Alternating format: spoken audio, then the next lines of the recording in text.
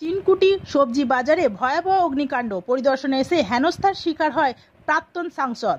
রবিবার দুপুরে রানীগঞ্জের চিনাকুটির পাইকারি সবজি বাজারে ভয়াবহ অগ্নিকাণ্ডে 60 থেকে 70টা দোকান পুড়ে ছাই হয়ে যায়। খবর পেয়ে স্থানীয় বাসিন্দারা দোকানদাররা আগুন নেভানোর চেষ্টা করে খবর দেওয়া হয় দমকল বাহিনীকে। তারা আসার আগেই সব দোকান পুড়ে ছাই হয়ে যায়। খবর পেয়ে বড় চেয়ারম্যান ঘটনাস্থলে পৌঁছায়, দোকানদারদের সান্ত্বনা দেন এবং সরকার থেকে সাহায্যের প্রতিশ্রুতি দেন।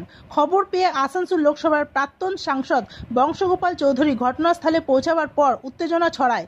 তাকে রীতিমতো হেনস্থা করা হয় এবং তাকে এলাকা ছেড়ে যেতে বাধ্য করা হয়।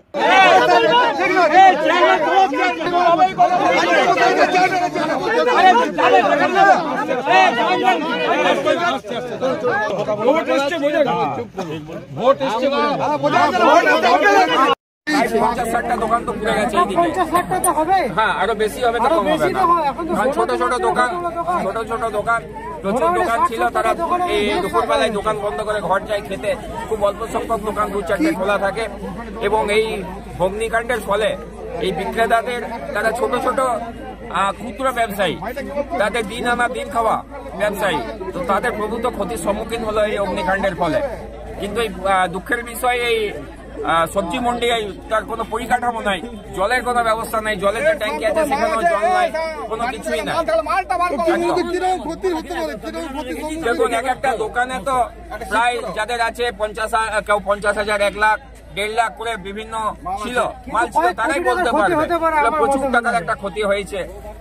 বাড়ি হচ্ছে চোরের দল, ওরা চুরি করছে, ভয় পাচ্ছে এখন, ওই জন্য আমাকে দেখলেই ভয় পাবে।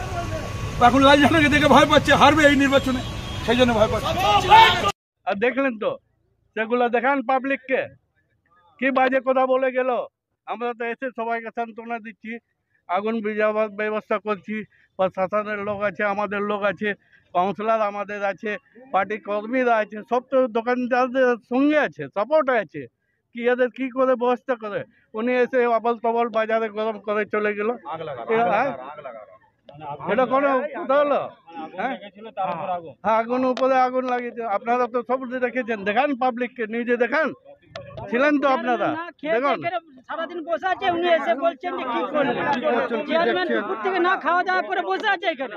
প্রত্যেকটা দোকানদারকে জিজ্ঞেস করুন যে চেয়ারম্যান কি করলো না করলো, আগুন নিভাবার ব্যবস্থা করলো, প্রত্যেকটা দোকানদারকে বললো যে হ্যাঁ আমরা তোমাদের সঙ্গে আছি, তোমাদের যা ক্ষয়ক্ষতি হচ্ছে যতটা পারবো চেষ্টা করবো করে দিবার, সব কিছু করলো। তা উনি এসে কোথার থেকে শেষের বেলা এলেন, যখন আগুন লাগলো কিছু দেখলেন না, বাজারটা গরম করার জন্য চেয়ারম্যান আঙুল তুলে বলছেন